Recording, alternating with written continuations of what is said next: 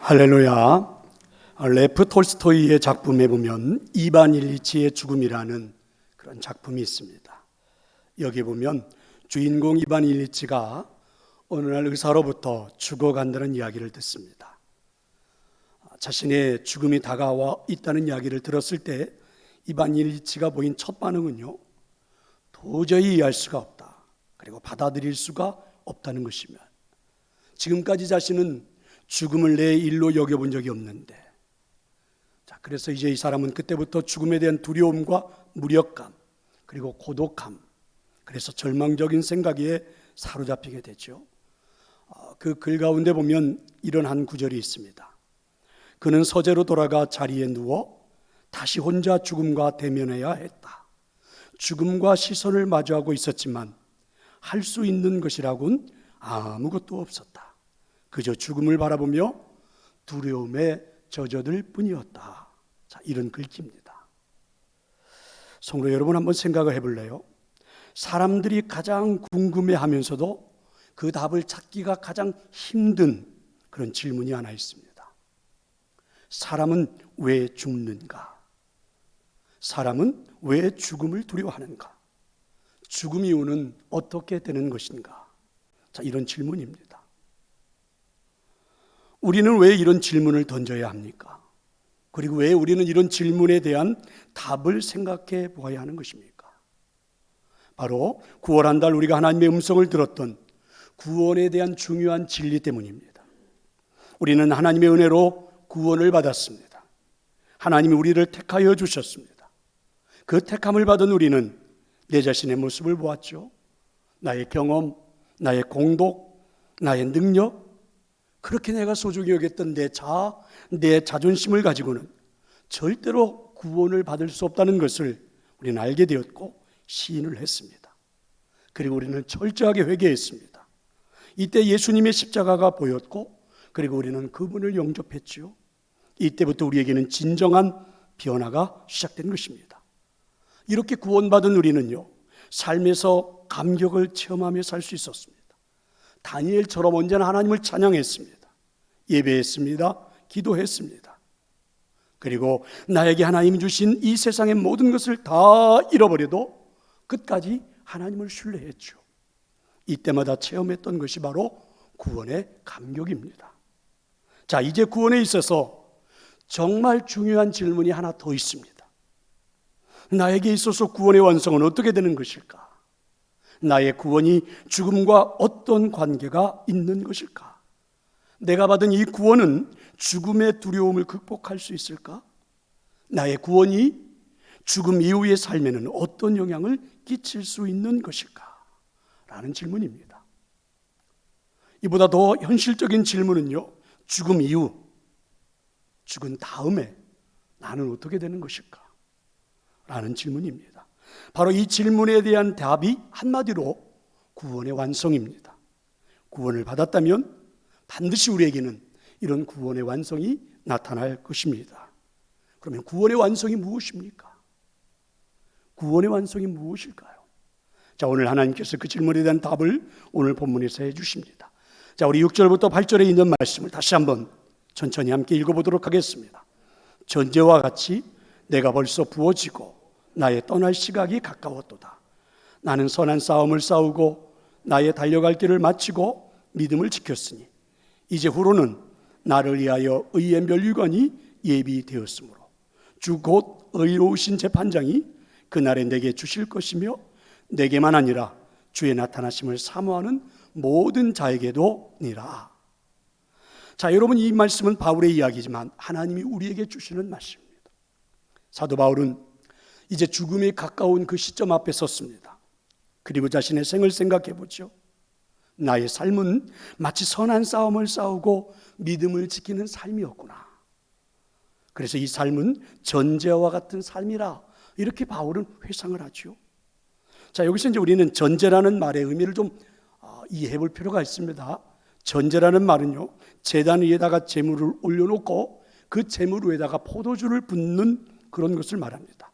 포도주를 그렇게 붓는 행위는요, 희생제사에서 마지막 의식으로 제물이 온전히 하나님께 바쳐진다라는 것을 상징하죠. 그래서 사도 바울은 한평생 복음을 전하는 사역을 위해서 이제 자신의 마지막 한순간까지라도 하나님께 다 바치겠다는 각오가 담겨있는 그런 말씀입니다. 이렇게 자신의 인생 한순간까지도 다 하나님께 드리는 삶을 말하는 것은 한마디로 구원받은 자로서, 그리고 구원의 감격을 누리며 살아온 인생이었다. 자, 이런 것들을 말해주는 거죠. 또한 이 순간에 이 구원을 놓고 사도 바울이 생각해 보니까 나의 구원이 지금 죽음 앞에 서 있지만 죽음의 두려움을 극복하게 해주고 있죠. 오히려 지금 이 죽음의 순간 앞에서 그 구원이 역사가 나타나기 시작하는 거예요. 죽음 이후의 세상이 보이기 시작합니다. 하나님이 나에게 준비하시고 그리고 계시는 그 면류관이 기다리고 있는 모습이 보입니다. 이제 내 구원의 삶이 완성되어져 가는 것을 바울은 느낄 수가 있었죠. 확신할 수가 있었습니다. 영화로운 나라가 기다리는 거죠. 오랜 세월 살아왔던 나의 인생, 마치 전쟁터와 같았던 삶이지만 구원받은 인생으로 살아온 것이 이 죽음 앞에 서고 보니 얼마나 행복한지. 그래서 바울은 자신에게 잘했다, 한번 칭찬해주고 싶은 그러한 마음입니다. 자, 여러분, 이것을 구원의 완성이라고 하는 것입니다. 이것이 바로 오늘 우리가 설교의 제목, 영화로운 나를 꿈꾸며 살아가는 것입니다. 그러면 오늘 이 본문에서 우리에게 들려오는 하나님의 음성이 있습니다. 아니, 이 시간 예배하고 있는 우리 모두에게 반드시 들어야 할, 꼭 들어야 할 하나님의 음성입니다. 결코 놓쳐서는 안 되는 말씀이 있습니다. 바로 그 말씀은 주의 나타나심을 사모하는 모든 자에게도 믿으시기를 축원합니다. 바로 우리의 가슴을 뜨겁게 하는 말씀이죠. 우리에게 희망을 주는 말씀입니다. 영화로운 나라를 꿈꾸며 살아가게 하는 말씀이죠. 구원의 완성을 위해 힘들지만 오늘 하루를 믿음으로 살고 싶게 하는 그런 말씀입니다. 이 구원의 완성을 위해서 살아야 하는 이유, 이 구원의 완성을 위해서 오늘도 내가 존재해야 되는 이유를요, 저는 오늘 죽음에 대한 하나님의 음성을 들려주므로 여러분 모두에게 한번 체험해 보게 하고 싶습니다. 현재 우리가 살고 있는 세상은 죽음에 대해서는 영적인 전쟁터가 되어가고 있죠. 죽음에 대한 이론들이 난무합니다. 치열해집니다.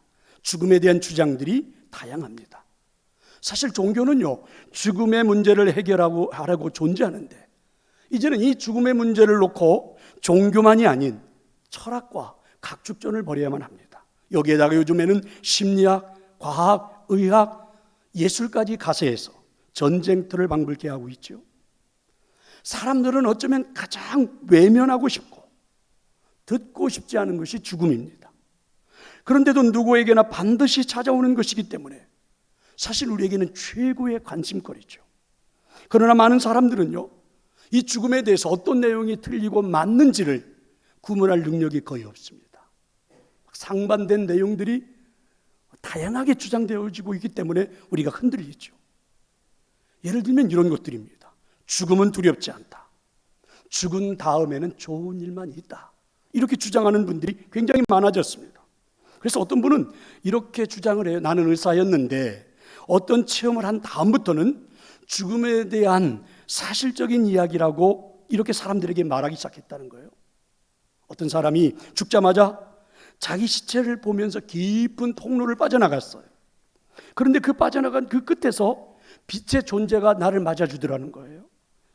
그 사람은 나를 따뜻한 사랑으로 영접해주고, 그리고 나는 정말 행복했고, 그 사람과 대화를 나누다 보니까 그동안의 삶에서 내가 받았던 모든 상처가 치료되고, 그리고 이 사람이 다시 돌아가라고 말해서 돌아온 다음에 내 삶은 변화되었다.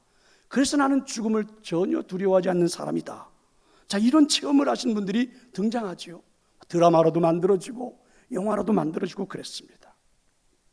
그래서 그 전까지는 죽음을 많이 두려워했는데 이제는 죽음이 결코 두렵지 않다, 이렇게 말하는 분들이 많아졌습니다. 그런데 여러분, 이런 주장 앞에서 중요한 것은요, 죽음 이후에 빛의 존재가 있는데 그 빛의 존재가 나를 있는 그대로 용납했다는 거죠. 그래서 죽음을 두려워할 필요가 없다, 이분들이 이렇게 말을 해요. 그러나 성경은 그렇게 말씀하지 않습니다. 여러분, 사람이 자신의 잘못을 뉘우치고 회개할 때 용서가 나타나는 것이지, 살인자나 도둑이나 어떤 뉘우침도 없는데, 변화된 삶도 없는데 너는 훌륭하다, 너는 아무 잘못도 없다. 결코 성경은 이렇게 말하지 않습니다. 성경적으로 맞지 않는 이야기죠. 또 하나, 죽음 다음에 사람들은요, 빛만 보는 게 아니라고 그러지요. 어둠에 붙들려서 막 엄청난 고통을 경험하고 온 사람들도 많다고 그래요. 그런데 이런 내용들은 별로 사람들에게 잘 알려지지가 않습니다. 이유는요, 좋아하지 않기 때문에 그렇죠. 그러나 분명한 것은 이와 같은 것들을 가지고 죽음을 두려워하지 않을 수 있는가? 죽음 뒤에 만나는 존재가 내게 있어서 엄청난 사랑 안에서 그 모든 것들이 용납된다는 이야기를 믿을 수 있는 것이냐 말입니다. 이런 유혹들에서 우리는 어떻게 현혹되지 않고 인생을 살아갈 수 있을까? 신앙생활을 할 수 있을까? 그러려면 성경이 말하는 죽음에 대해서 반드시 알아야만 합니다. 그리고 성경에서 말하는 죽음을 알고 조금 더 나아가서는 세상이 말하는 철학에서도 또 다른 종교가 말하는 죽음이 무엇인지를 아는 게 굉장히 중요합니다. 자, 질문을 하나 던집니다. 사람들은 왜 죽음을 두려워하는가? 사람들은 왜 죽음을 두려워하는가? 여러분, 사람들이 죽음을 두려워하는 것은 정상입니까? 비정상입니까? 용기 있는 사람은 죽음을 두려워하지 않아. 좀 어리석고 심장이 약한 사람이나 죽음을 두려워하지. 믿음이 좋은 사람이 왜 죽음을 두려워하겠어? 혹시 이렇게 생각하십니까? 아닙니다. 죽음을 두려워하는 것은 인간에게는 지극히 정상입니다. 그리고 죽음을 두려워하는 것이 항상 나쁘기만 한 것은 아니죠. 왜냐하면 두려움이 주는 유익도 있어요. 죽음에 대한 두려움 때문에 어떤 유익이 주어집니까? 죽음에 대한 공포를 가지고 역설적으로 자기 존재를, 자기 삶을 좀 영원히 유지하고 싶은 희망을 갖게 되죠. 그러다 보니까 삶에 대한 애착도 생깁니다. 삶에 대한 도전도 있어요. 자, 이런 것들이 세상에는 예를 들면 좋은 약을 개발한다든지 막 건강을 돌보기 위해서 최선을 다하잖아요. 여러분 뭐 얼마나 많이 노력을 합니까? 건강에 대해서 오래 살고자 하는 마음 때문에. 그리고 여기에는 요즘은 여러분 예술까지 발전을 시키잖아요. 철학자들이 연구를 하고 신앙생활하는 분들은 더 적극적으로 하게 되는 긍정적인 요소도 분명히 있습니다. 그렇다면 여러분, 그리스도인과 비그리스도인이 죽음에 대하여 두려워하는 정도는 같을까요? 다를까요? 그러니까 여기에 있는 여러분들, 믿음을 가지고 살아가는 신앙인들과 믿음이 없는 사람들과 죽음에 대해서 생각하는 두려움이 같을까? 다를까? 독일의 대표적인 시사주간지 슈피겔에서 종교 뇌 행동이라는 학술지에 게재됐던 연구 보고서를 기사화했는데요. 이 내용은 이런 겁니다. 사후세계를 믿는 종교인들과 그렇지 않은 사람들이 죽음에 대해서 가지는 태도와 마음, 이런 연구입니다.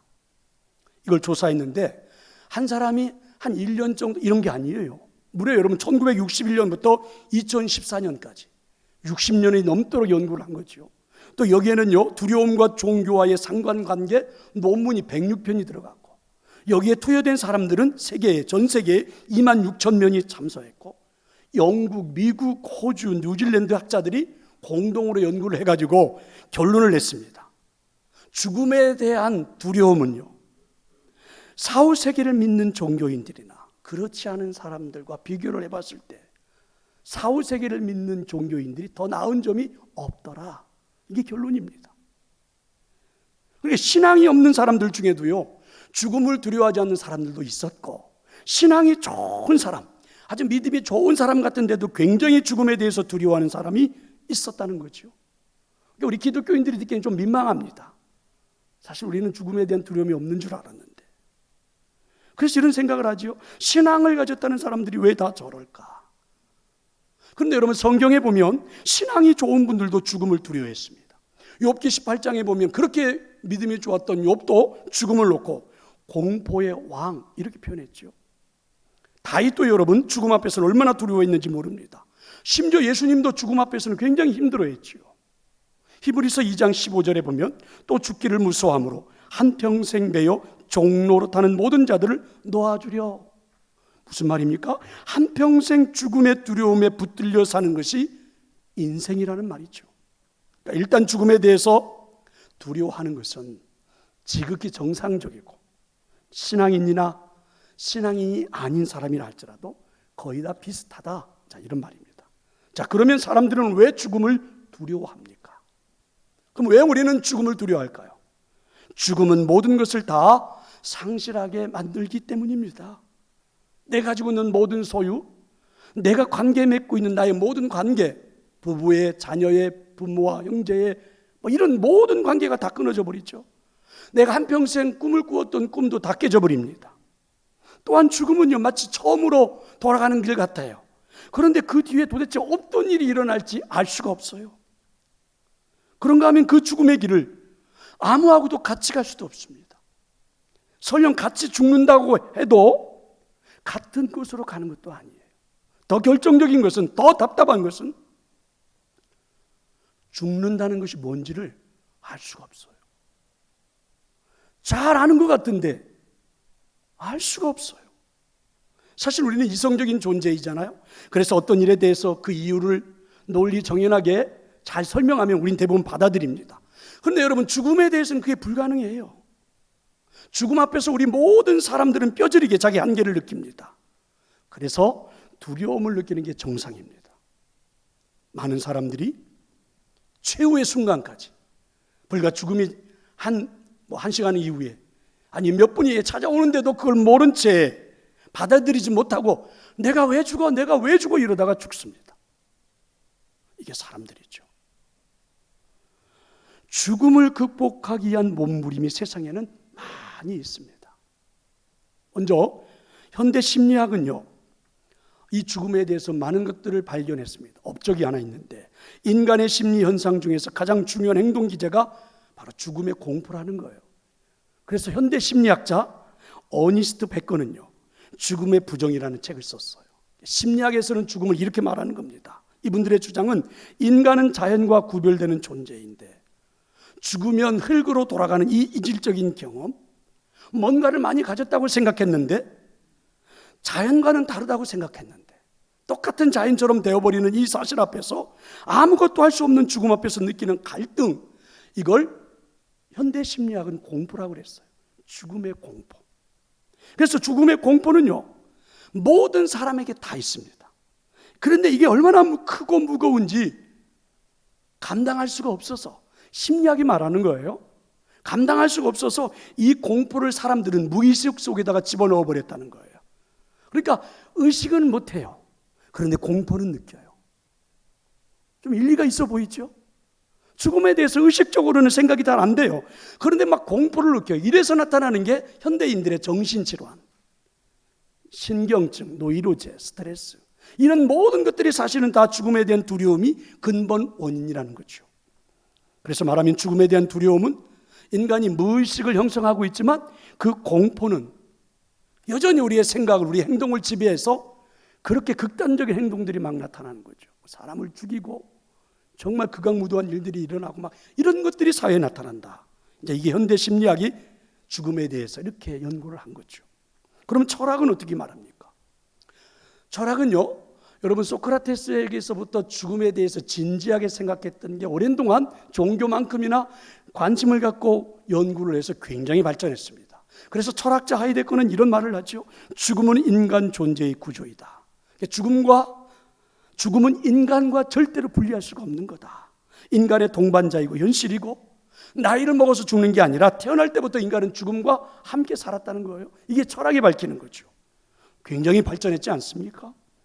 그래서 인간은 죽음을 두려워해서 자꾸 회피하려고 하는데, 그렇게 회피하면 회피할수록 더 두려워지니까 그러지 말고, 은폐하거나 도피하지 말고 죽는다는 사실을 인정하고 직시하고 죽음 속에서 불안을 받아들이고 한번 극복해보자. 이게 이제 철학이에요. 그래서 철학은 이런 것들을 죽음으로의 미리 달려감. 소크라테스는요, 자기가 잘못한 게 없어요. 모함 때문에 감옥에 갇혔잖아요. 사형언도가 내려졌어요. 그의 제자들이 도피할 수 있는 길을 만들어 놓았는데 기꺼이 죽겠다는 겁니다. 이유를 물었어요. 제자들이. 했더니 이렇게 말해요. 나는 이데아 세계가 있다.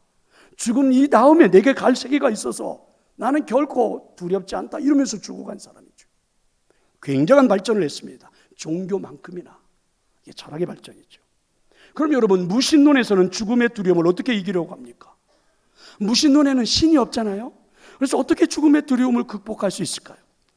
여기서 무신론에서 강조하는 것은요, 죽은 뒤에는 아무것도 남지 않는다는 주장이죠. 대부분의 사람들이 나라고 하는 존재가 없어지는데 뭐 두려워할 이유가 있겠느냐, 이렇게 말하는 거예요. 그래서 무신론에서 인간은 기계입니다. 기계가 고장나면 버리듯이 죽으면 육체도 사라지기 때문에 두려워할 것도 없다는 거예요. 그러니까 어떻게 해요? 현재가 중요해요. 먹고 마시고 즐겁고 쾌락을 누리고 살다가 죽으면 그뿐이다. 이게 무신론자들이 주장하는 이야기입니다. 그런데 이상하지요. 이렇게 주장하는 사람들이 그렇게 살다가 막상 진짜 자기 죽음이 다가오면 왜 이렇게 불안해합니까? 안 죽으려고 노력하고요. 이 사람들이 주장하는 건 다 거짓이었어. 그럼 여기에 반하는 범신론은 무엇을 말합니까? 모든 것에 신이 다 존재한다고 말하는 걸 범신론이라고 한다면 범신론은 무엇을 말합니까? 인간은 단순한 물질이 아니라는 거예요. 범신론에서는. 그래서 인간은 물질을 넘어서는 존재라고 주장해요. 개체 인간, 나라는 존재는요, 죽어도, 육체는 죽어도 존재는 사라지지 않는다는 거예요.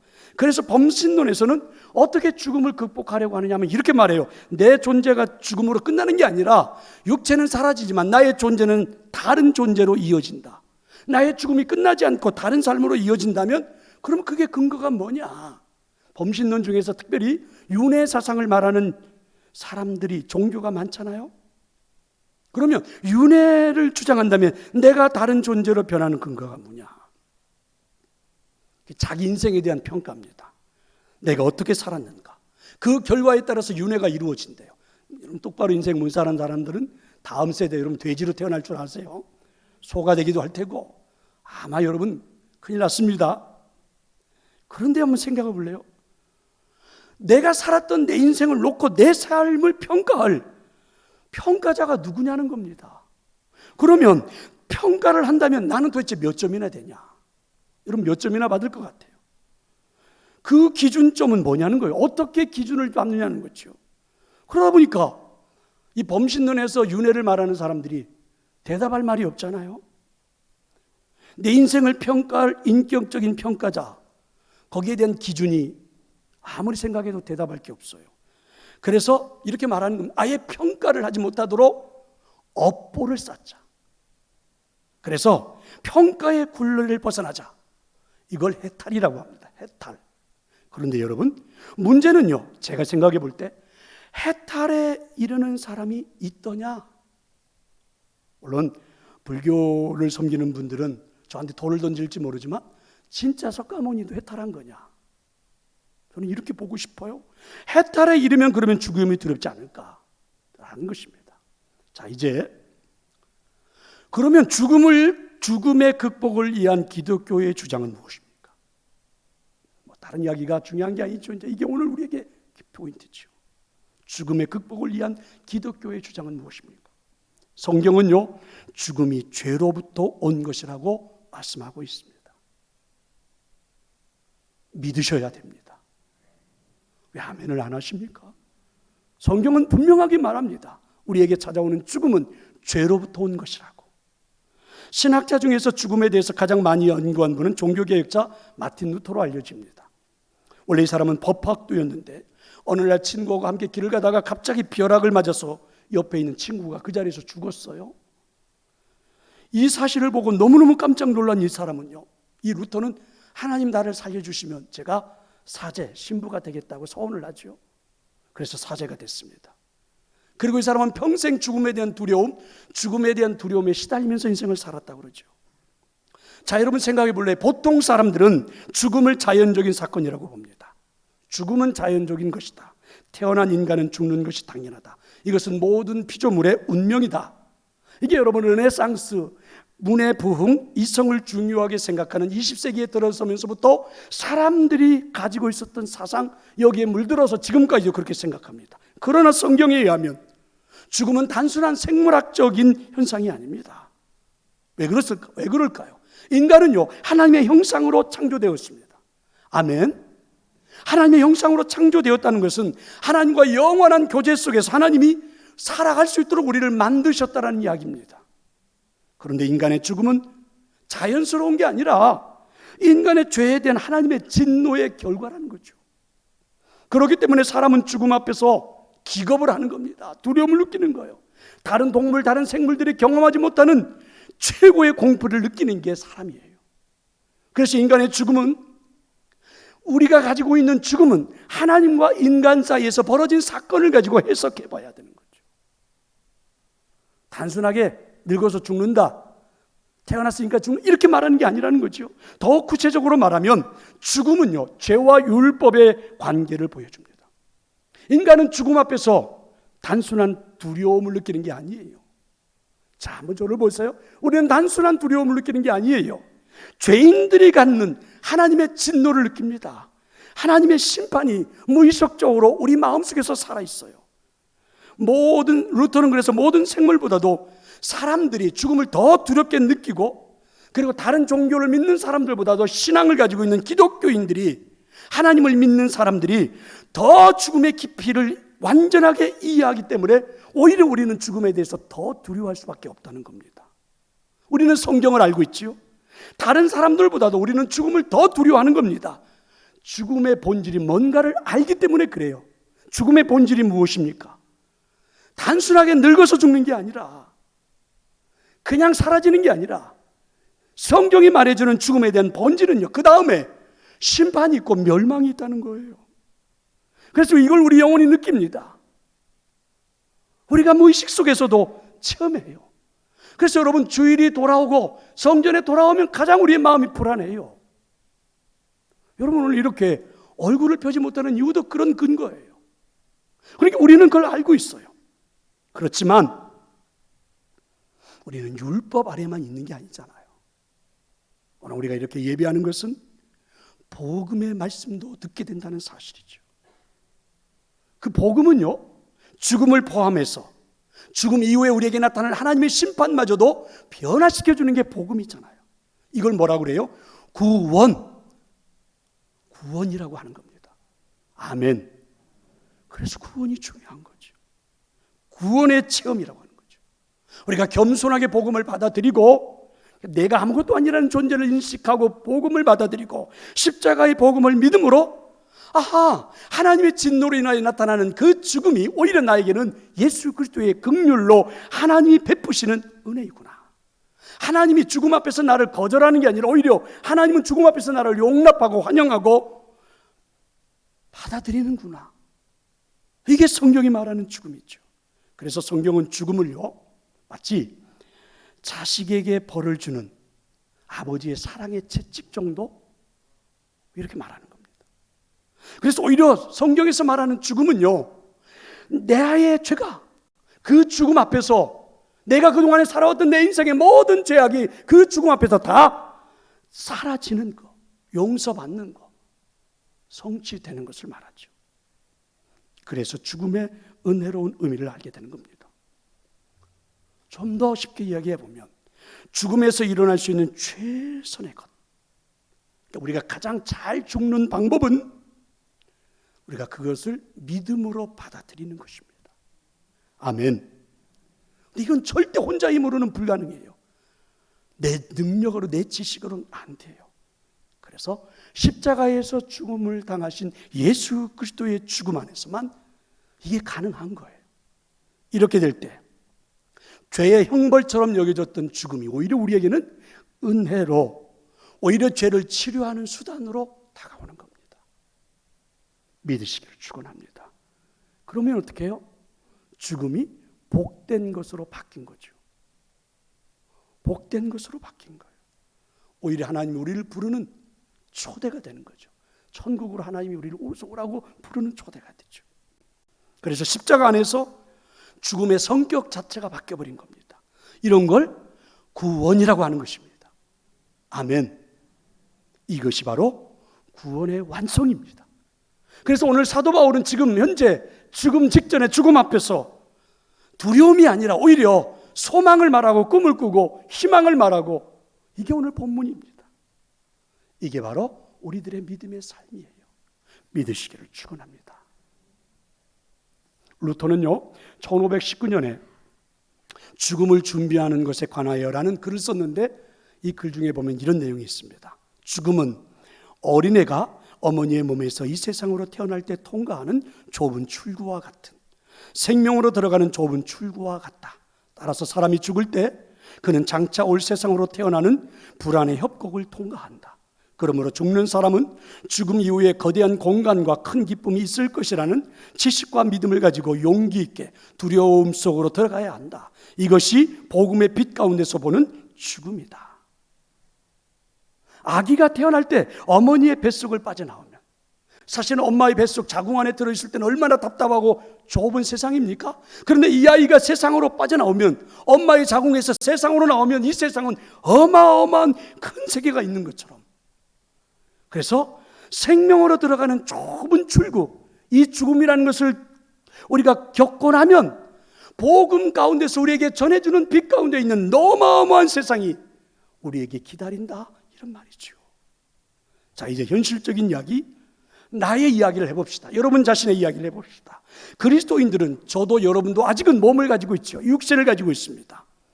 그래서 아직도 우리는 율법 아래 서 있지요. 율법 앞에 서 있습니다. 한 주간도 여러분 그렇게 살았고 오늘도 예배하면서도 그래요. 그러면 그 율법의 소리는 우리한테 계속해서 말하지요. 죄를 지은 너는, 그렇게 흠 많고 죄악에 빠져 있는 너는 죽는다. 너는 하나님의 진노를 받을 거야. 이게 율법의 소리죠. 그런데 여러분, 제가 오늘 저희 여러분에게 율법의 소리만 전하는 게 아니잖아요. 율법의 소리 앞에 서 있기는 분명하지만 우리는 복음의 소리도 듣습니다. 그러니까 우리는 신앙을 가지고 있지만 율법과 계속해서 싸워야 한다는 거죠. 이걸 우리는 뭐라고 그래요? 변화를 이루는 삶, 성숙한 삶, 이렇게 말하는 겁니다. 그러니까 여러분, 우리가 이 과정 속에서 이렇게 하루하루 신앙생활하고 30년이 되고 50년이 되고 70년이 되고 80년이 90년이 되는 이 신앙생활 속에서 죽음이라고 하는 것을 단번에 복음으로 볼 수 있는 능력이 부족해요.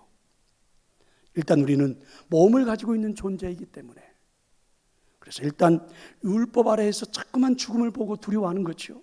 무서워하는 겁니다. 그런데 그 다음에 우리는 복음을 가지고 오히려 죽음을 보는 훈련을 하고 믿음을 갖는 거예요. 그게 신앙생활이에요. 그래서 복음을 듣고 우리가 그리스도인이 되었지만 여전히 죄로부터 완전히 자유로운 몸은 아니기 때문에 여전히 죽음이 우리에게 두려움이 있는 것은 사실이지만, 그래서 율법이 오늘도 저와 여러분 모두에게 작동하고 있는 것은 사실이지만, 그래서 율법을 가지고 죽음을 보고 있는 것도 사실이지만, 더 중요한 것, 오늘 우리는 복음을 가지고 죽음을 해석해보는 과정에 있다는 것입니다. 믿으시기를 축원합니다. 이게 첫 번째 신앙생활에서 두 번째 입장으로 끝이 나는 거죠. 다시 말하면 죽음 앞에 서 있는 신앙인들도 하나님의 진노에 대한 공포를 느낍니다. 한 주간 살아온 우리들의 삶에 사실은 부족한 게 얼마나 많습니까? 거짓말투성이에다가 참 세속적으로 어리석게 살아온 게 얼마나 많아요. 그러니까 여러분, 우리들도 하나님 앞에 서면 하나님의 진노에 대한 공포를 느끼죠. 피해갈 수도 없어요. 그래서도 안 됩니다. 그렇지만 여러분, 우리는 그 진노 앞에서도, 그 두려움 앞에서도 끊임없이 하나님의 약속을 붙잡는 겁니다. 그리고 우리는 성령님의 인도함을 따라 하나님의 긍휼하심으로 인도함을 받는 거예요. 이게 오늘 우리들의 실존, 이게 신앙생활이에요. 그러니까 여러분, 내가 신앙을 가졌다고 해서 죽음의 두려움이 사라지는 게 아닙니다. 내가 육체를 가지고 있는 한 여전히 죽음에 대한 두려움이 살아있지만, 하나님의 진노 안에서 죽음이 찾아온다는 것을 알고는 있지만, 우리는 계속해서 적용하는 게 하나 있죠. 복음으로, 그리스도의 그 사랑으로, 십자가로 죽음을 해석하고 죽음을 극복해 가려고 노력하는 거, 이게 뭐라고요? 구원의 감격입니다. 구원의 체험입니다. 그럼 여러분, 구원이라는 게 얼마나 소중한 겁니까? 그래서 이거는 구원받은 자만이 할 수 있는 일이죠. 구원받은 자는 두려워하면서도 죽음을 넘어서는 약속을 신뢰하는 거죠. 성령님께서 그럴 때마다 우리에게 위로를 해주고 확신도 줍니다. 바울은 그래서 고린도전서 15장 55절에서 이렇게 말하잖아요. 사망아, 너의 승리가 어디 있느냐? 사망아, 네가 쏘는 것이 어디 있느냐? 사망의 그 독침, 예수 그리스도의 십자가의 부활로 무너졌다는 거죠. 여전히 죽음이 우리를 두렵게 하지만 이겨낼 수 있다, 이런 말입니다. 그래서 죽음이 두려울 때마다 꼭 기억해야 할 말씀이 있습니다. 요한복음 14장 1절이죠. 너희는 마음에 근심하지 말라. 하나님을 믿으니 또 나를 믿으라. 근심하거나 두려워하지 않는 방법은 바로 믿음입니다. 하나님에 대한 믿음. 하나님이 나를 아들로 자녀로 삼아주신 아버지라 부를 수 있는 믿음. 예수님께서 우리에게 나를 믿으라고 했으니까 예수님께서 지신 그 십자가로 내 죄를 용서하고 주시고 영원한 생명을 주셨으니까, 그리고 그 영원한 생명이 무엇인지를 나에게 예수님이 부활하셔서 친히 보여주셨으니까 우리는 그분을 믿을 때에, 그 믿음이 있을 때에 두려움과 근심에서 벗어나는 것입니다. 근데 이것이 구원받은 자만이 할 수 있는 일이지요. 이와 같은 신앙생활을 거쳐서 구원의 완성에 이르게 되는 것입니다. 결론입니다. 인간은요, 자기 힘으로는 죽음을 극복하지 못하기 때문에 반드시 뭔가를 붙잡아야 합니다. 자, 여러분 선택하십시오. 무엇을 붙잡고 싶습니까? 율법? 여러분의 신념?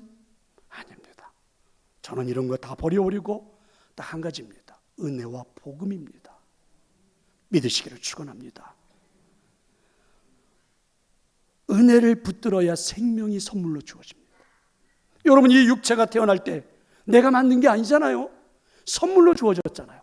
마찬가지입니다. 영원한 생명도 은혜 안으로 들어올 때 죽음의 두려움을 극복할 수 있는 선물로 주어지는 것입니다. 저는 설교를 준비하면서 스스로에게 질문을 던져보았지요. 나는 목사인데, 죽음에 대해서 설교하는 목사인데 나에게는 정말 죽음에 대한 두려움이 없는가? 질문을 던져봅니다. 없다고 할 수가 없지요. 저도 죽음에 대한 두려움이 있습니다. 질병으로 늘 고생했던 거, 어느 순간인가는 다리에 수술을 했더니 뭐 암이라 이렇게 이야기하니까 여러분, 이러다가 나 그냥 죽는 거 아니야? 세상에 끝나는 거 아니야? 한순간의 불안과 두려움이 엄습해 오더라고요. 사실입니다. 그렇지만 여러분, 죽음에 대한 두려움은 저는 인간에 대한 현실이라고 인정을 하고 수용하기로 했습니다.